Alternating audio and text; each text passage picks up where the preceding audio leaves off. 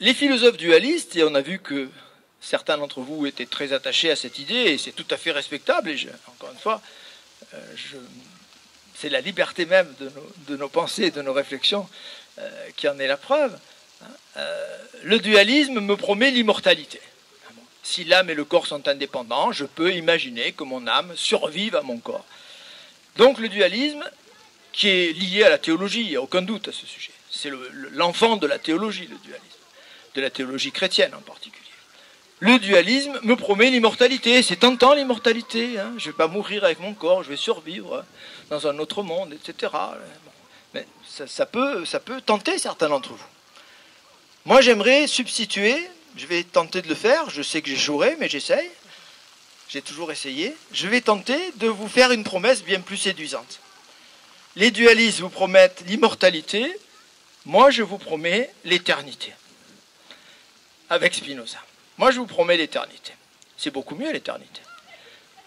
Les Américains de Princeton, qui ont fait un très beau travail il y a 30 ou 40 ans, se posaient la question suivante. Comment se fait-il, se demandaient ces universitaires américains, que je supporte mal de disparaître dans les décennies qui viennent? Il est très probable, même si la médecine fait de grands progrès, que je ne serai plus là à faire des agoras en 2100 ou en 2200. Il y a les plus grandes chances qu'il en soit ainsi. Et comment se fait-il que je supporterais bien d'avoir été absent en 1900, 1800, ça ne me touche pas. Hein. Aucun d'entre vous n'est perturbé par l'idée qu'il n'était pas présent au XVIIIe siècle. Par contre, l'idée qu'on ne sera pas là dans 50 ans, ça fait mal au cœur. Hein. C'est quand même un peu bizarre. Bon, comment se fait-il que je supporte le néant dans le passé et que je ne supporte pas dans le futur? Bien. Donc l'éternité, ce n'est pas l'immortalité. C'est beaucoup mieux. C'est je suis en dehors du temps.